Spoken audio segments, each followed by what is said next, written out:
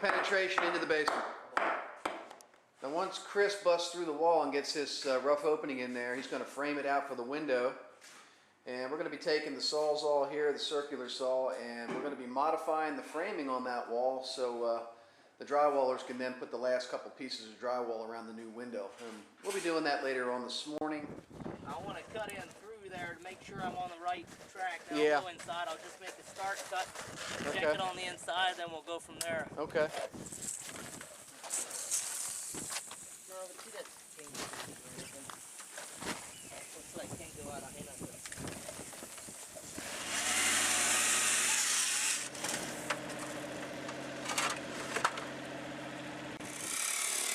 Okay, we got a chainsaw with a diamond blade on outside, heading on through the wall, and he should be poking through here shortly.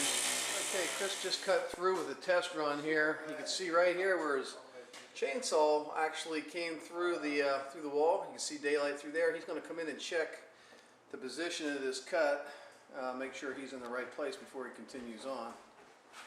So he's coming down now to make sure he likes what he sees here. He's going to get another measurement and make sure he doesn't make the hole too big or too small. How's it looking? Not bad. I need to come over about 2 inches because on the inside my window was in a little further. On the outside I was a little further that way because of the trim. Right. So I have to come in about an inch. About an inch. Adjust your cut about an inch and you should be good to go. Yeah. Okay. And now that he knows where he's at on the inside, he can come out and make sure he's going to make the right marks outside, and then he'll just cut her right out.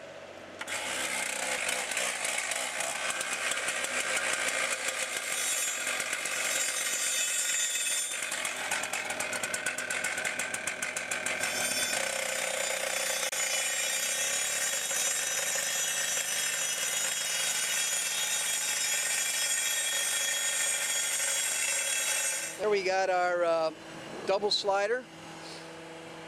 We're unpacking that now. That's the window that's going to be going in. The penetration that Chris is cutting right now. That's going to let a whole lot of daylight in. It's going to be nice. Yeah, here we come through the wall.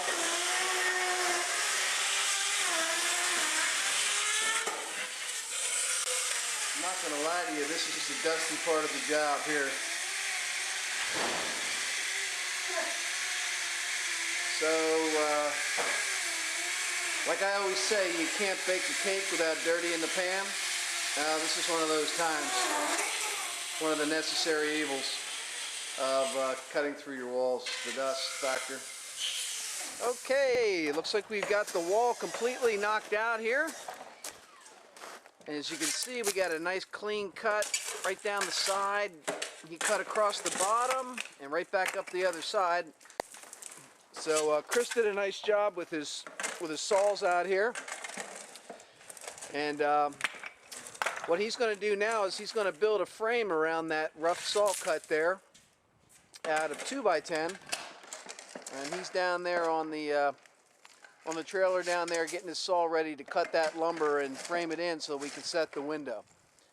So let's go down in the basement and check this penetration out from the inside.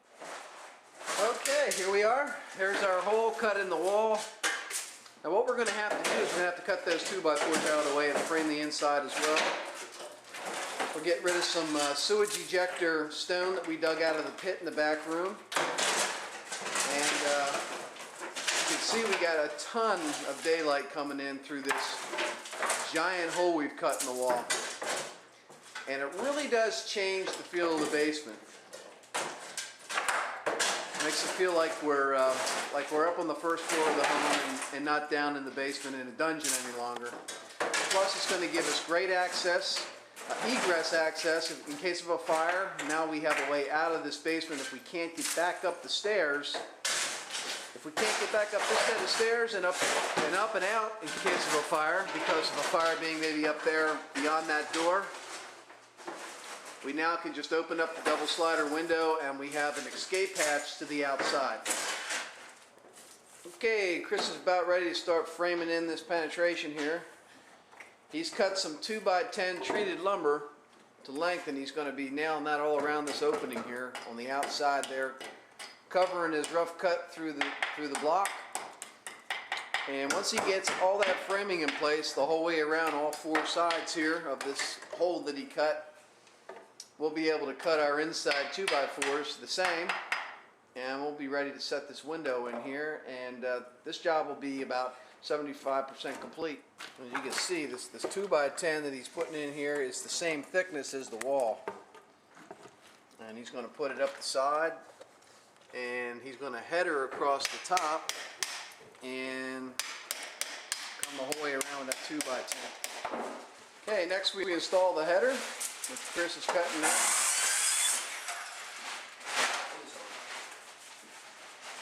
And what that's going to do, it's going to act as a little beam up top here to help hold up the house. And to hold that up in there, Chris is going to cut what's called jack studs. And the jack studs are going to go in the side, and they hold up the actual header. One for each side. All this is being made out of 2x10 because we have a 10-inch block wall.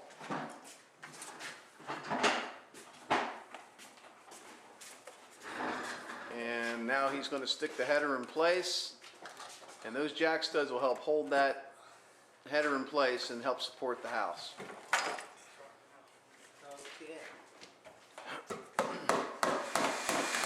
Now he's going to secure these pieces of treated lumber around the opening with some Tapcon fasteners, and what he's going to do, he's going to pre-drill with a hammer drill and then secure it with the Tapcon.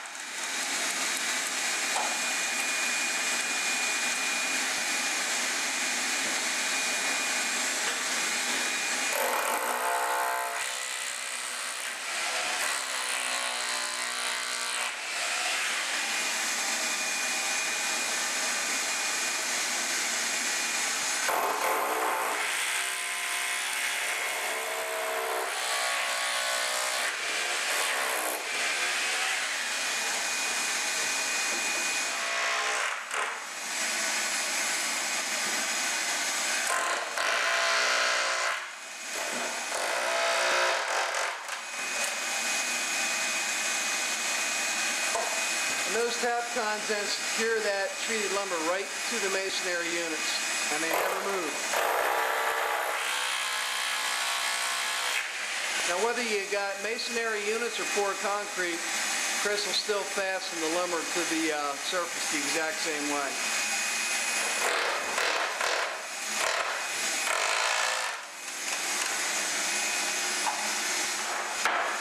And he'll do that for the bottom as well as the sides and the top of this wooden frame that he's putting inside the rough opening.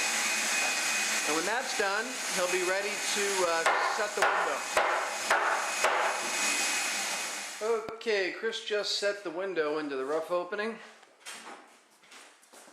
And as you can see here, we've got our header in up top there, which helps to support the load-bearing wall above. And he's got double jack studs, which go up under the header. They're 2x10s, and they run right down here, and they sit on top of that 2x10 that he had used the hammer drill to fasten to the bottom, and underneath that is the existing block wall. So all that's supported up through the double jack studs and up to the header, and then the header's holding up, essentially holding up the house above. So now what we can do is we can cut these 3 2x4s out that are in the middle of the window there from the existing wall that we built when we were framing the basement. We're going to cut them out right now and make that framing match Chris's framing for the window. Okay, we got those 2x4s out of the way, out of the middle of our window. And what we did was we put one of our 2x4s, I get the focus here for us. I put one of our 2x4s around our framing to match what Chris did outside with this treated lumber. And what we did was Our 2x4 runs right across flush with what Chris put in. The sides, we matched his framing right on around here. And then we'll finish that off with birch or pine wood as an extension jamb, and we'll picture frame it with colonial casing, and we'll be done. Okay, so Chris is out here now putting the finishing touches on the exterior. You see how he slipped the window into the opening that he created, and if you look close there, you'll see the nails. He nailed the flange of the window right on around the exterior to the new framing that he created in that opening, down the sides and across the top. And he's preparing the exterior now to slip the window well into place. Once that's completed, he'll backfill and he'll be done. See how we had to cut the siding up and over and back down on the other side to permit us to do this. You may not have to do it on your job, or who is being subcontracted to do your work may not have to do that, but a lot of times you have to get into the siding a little bit to make these jobs work. So finish that off, and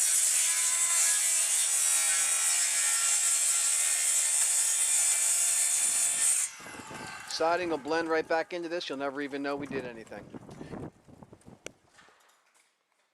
Okay, from the inside, the new scape well window is 100% complete. We have our framing all finished around the interior, and we have our wall insulated again the whole way around the window, and we're ready to put the drywall back on. So from the inside, we're looking good, and that window is throwing a ton of daylight into the basement, and it makes it so much nicer to be down here. This window also came with a screen, a full screen, and this particular window is a double slider. So we've got, you can slide to the right and also slide to the left here on this window, which is nice. So there you have it. We complete the well outside there today and backfill, and this one's in the history books. All right, there goes the second piece of window well material. We're going to stack that right on top of the other one down there. Once he gets the last section on there and gets that all screwed back, he'll backfill, and that'll pretty much be it, right, Chris? Yep. And he's fighting the sun right now. We're going to lose daylight in about an hour, so we're going to let him finish up here. And thanks a lot, Chris. We appreciate you taking care of us, buddy. Thank you. Now, one more thing before I forget that you want to consider when you're choosing your contractor to do your egress project. Make sure that you get a warranty. The guys that I'm using, Chris, the guy that we just saw today, he gives me a lifetime warranty for that window and his project against leaks. So, and I get that in writing. So if anything happens down the road and any excavation has to be redone, if he has to dig down and fix a leak, or if anything's going wrong with that project that he completed, Chris guarantees that he'll come back out and take care of any leaks. And that's really the thing that I worry about the most, having these windows leaking in the future. So I haven't had any so far. I'm going to knock on wood there as soon as I can get in front of some. But you want to make sure that the contractor that's putting that in is going to guarantee that egress window or door against future leaks. Okay, our scape well guy finished up last evening. I'm going to take a walk around here and see what the finished product looks like here. Okay, and there it is. You can see how he just pushed the earth back around the well that he fastened last night, and got his piles of dirt and plywood out of here. Now this particular unit's got a safety glass on top here. You can hit this with a hammer and you can't break it. It's code approved, and it's got these hinges so you can lift the whole top up very easily and use those tiers down there as steps to climb up out of this thing. So there you have it. One completed egress window, which is throwing a ton of daylight into the basement.